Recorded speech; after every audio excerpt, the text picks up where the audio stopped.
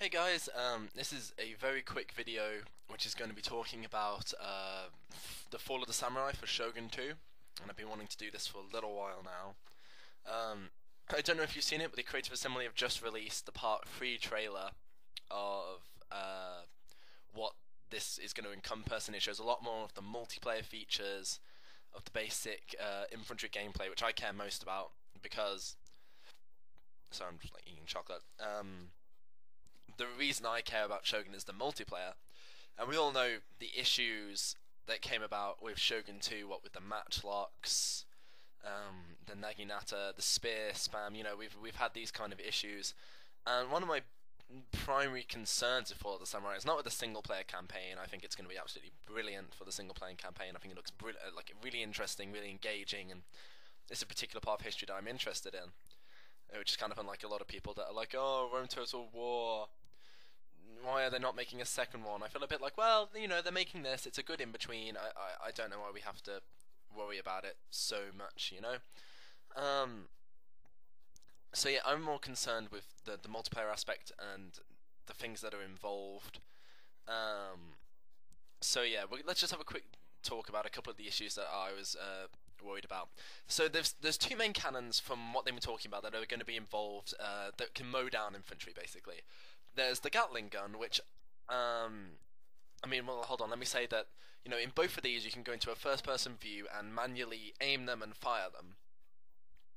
And with the Gatling gun, I have no real issue with this because it seems from the footage that, obviously it is long range, but it loses a lot of accuracy after quite a distance. If you go into first person on this, you do lose sight of all your surroundings. You can't really focus on it. It's probably better to leave it on automatic so it can go and do what it needs to do. It will do catastrophic damage. It looks a bit of just like for jokes. Whereas with the Armstrong gun, which is a cannon one, it doesn't do large damage, but it will, like, where it hits, it will do a lot of damage. And I was watching a German review of the game. I'll try and find that and put the link for you somewhere, and the point where it shows it. But you can manually aim it across the map. Now, in the Part 3 trailer, the reveal trailer, it's very sudden and the range is very fast, so it fires it directly ahead, and it's very hard to control it, or decide where it's going to aim. My concern comes with long-range artillery bombardment. So, say when the battle starts, you're on one side of the map, your opponent is on the other. You can, from what it seems, this is all just hypothesis. There's no actual grounds for this. It's just from what I've seen from footage. You can zoom in first person onto your Armstrong gun, fire a cannon shot across the map, and begin to aim it at where the enemy general is at. So, why does this worry me? This worries me because I know of the morale system in Shogun 2. It's not like other Total War games where your general dies, your men will sometimes, they'll still fight on, averagely, or in some cases they may actually fight more admirably because your general's dead. In Napoleon it was a bit more sensitive, and then in Shogun 2 it was basically kind of like if your general died, that's it. Game over, you're done for. So obviously what I am worried about is exactly, well, if someone can use their Armstrong gun in first person mode and insta-shot your general, which I imagine wouldn't be too hard to do at the long range. If we're talking about right in front of you, if the battle's engaged, the lines are kind of loaded, it'll be quite difficult to do, but there is this potential where you can go first person in it and snipe the general, and I normally wouldn't have a problem with this, but in the context of Shogun 2 morale, I do have a big worry with this, because the general is so so central. It's the main part that keeps your army fighting. So if your general's to suddenly die over and over again to this, then I'm thinking a bit, well, is that really fair? I don't know if this first person mode is available in multiplayer. I don't know if it's a single player exclusive. With single player, I don't care. Frankly, it's like, well, it's a bit of fun. Multiplayer, it's a bit like, well, could this potentially be exploited?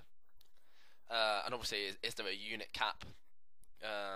Thing is, though, the Gatling guns and the Armstrong guns, they can be attacked by cavalry at the flanks, they can be easily overwhelmed, and I imagine, things like that don't concern me as badly.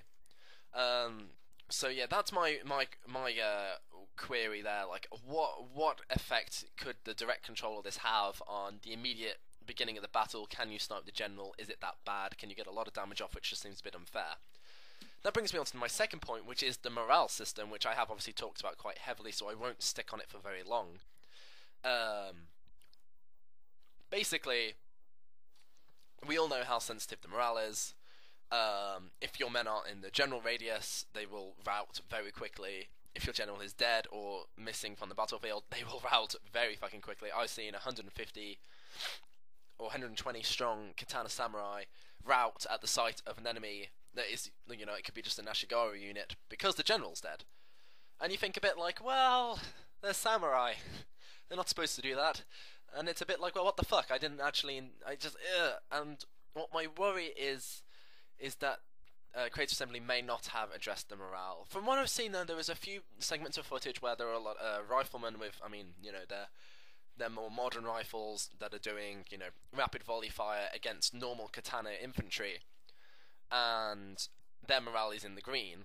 So either I see Creative Assembly either increasing the numbers of katana units, although it didn't seem like that in the footage, or they've buffed up the morale so that your men can take heavy fire from a single unit, like in a 1v1 situation, they can take heavy fire and still get into close range. And I imagine they've edited it so, you know, once a katana samurai gets into close range, you're in serious trouble. They can do heavy damage against ranged infantry, which may not be as well trained at close range, you know, apart from maybe a couple of exceptions. So, you know, just that's my brief concern with that, with morale. It doesn't really need explaining. If you played Shogun, you know the morale problem. And that comes into my issue about melee infantry. How viable are they going to be in the multiplayer? I mean, I want to know, are there restraints on how many ranged units you can use? Are there restraints on how many melee infantry? I mean, the retainers you have. Okay, the retainers, so which ones are used on the first one? How are they involved in this one? You know, there's a lot of stuff that could potentially go wrong here. And it kind of just gets me a bit worried, you know, just a bit concerned about this. And melee infantry, you know, there's the morale problem, first off. Secondly, how viable are they going to be? If you have an army of ranged infantry, surely they'll cut, and you know, and machine guns and everything, will they cut down the infantry? I mean, I guess people would say, well, you know, you'd probably have a mixed arms approach where you'd have a few ranged infantry to give you cover and a couple of katanas. I imagine it's more, instead of in Shogun where you had a couple of matchlocks to support the lines, and it was mainly like melee infantry or spears, it would rather be that you have a couple of those on the flanks to deliver a crushing blow and deal heavy melee damage once the main ranged fighters engage, so you can sneak them in, and the majority of your line is going to be ranged units now, which I have no problem with. You know, I question how easy that will be to integrate, and I question, you know, are there going to be enough men for these battles to last a while? Because, you know, this is pretty modern warfare. If you look at the top of the period, if you watched, I mean, I know it's not historically accurate, but if you watch Tom Cruise's Fall of the Samurai, if you've watched or seen, or, you know, if you look at the American Civil War, where a lot of these weapons are based off, and you've seen the casualties these weapons inflict, you know, we're talking hundreds of deaths, you know, every few seconds. How is that going to work with infantry, particularly with melee infantry? How are they going to be viable? How is this going to work in the long term? You know, and all of that. So those are my kind of three issues there. My main thing is, and I'm going to go to the video where it shows this on the video in the reveal trailer, and I'll link it to you. But it shows the actual skill tree. I mean, it's got the veterans, but it also shows you the skill tree. 417 I'm looking at here.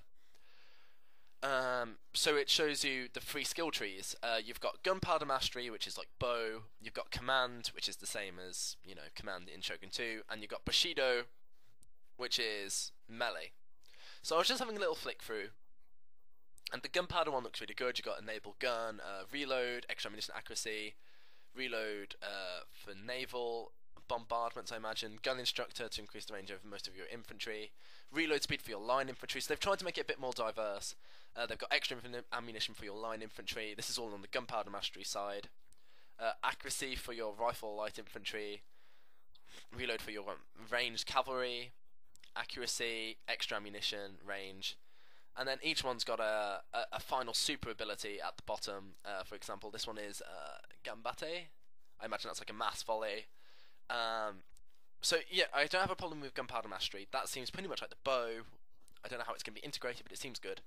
The Bushido is very much about, it looks like a kind of gun-ho, one pistol in one hand, samurai sword in the other kind of situation. That looks really interesting. I like what they're doing here with this. And they've also integrated some naval abilities, from what it seems. You know, naval speed, reload for naval units. That seems really cool. So it's got the generic melee defense, armor, last man standing. They've also got abilities like double time for infantry. So if you're a melee general, you can actually affect your infantry now. In that, you know, they will fight. They will reach their destination faster. You've got last man standing, so your men fight. I assume that's a bit like you fight to the last man, maybe bust up your morale like Banzai. Capture cavalry, that sounds really interesting. Can you capture enemy cavalry if they've dismounted? Cooperative capture, that sounds interesting. Does that mean you convert enemies to your side? Bushido morale sounds like ultimate morale, so your men don't rout. Bushido charge, Banzai, heroic assault. I imagine it just ups your charge bonus heroic, like massive amounts. Now, the one I have issues with is the command, and what I'm worried about is two things here. What I'm worried about, A, is will the command, much like in Shogun 2, will the command tree become integral to actually winning online, like as you saw in Shogun 2?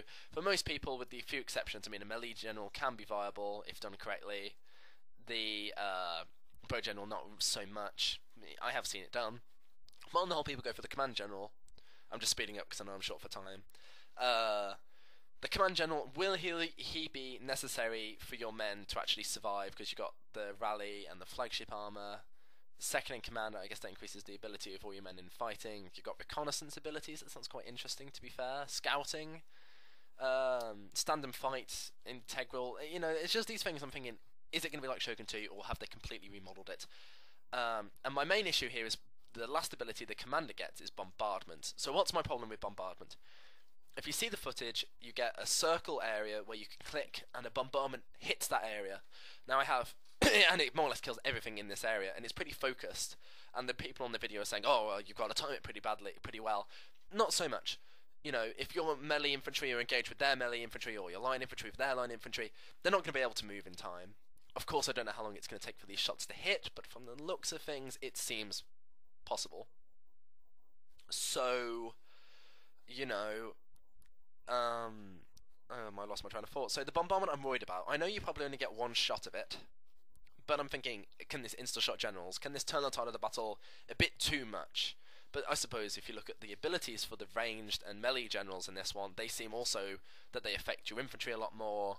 They affect, you know, your general a lot more. So maybe it's more equal than I imagine, but I'm just a bit worried about how you could exploit bombardment to insta-kill generals. I mean, I don't know if this hit circle, this hit reticule that pops up for the person who's using the bombardment, does the enemy see this? Are they alerted to this information? You know, stuff like that. So, yeah, that's a few of my worries with Fall of the Samurai for multiplayer, but I'm telling you, I'm so excited for it. Unbelievably excited. It's going to be brilliant. I've just been aware of all the problems we've had with Shogun 2 and the fact that, you know, these issues tend to stick around, and I'm just kind of saying to you guys, well, what do you think? What do you think of these issues I've addressed? Do you think they are issues? Do you think I'm completely wrong?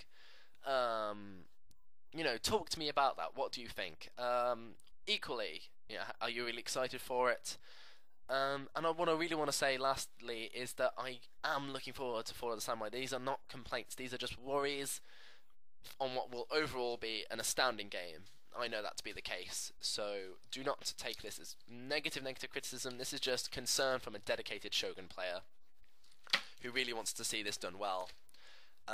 So I hope you enjoyed the rant, and I will speak to you all soon.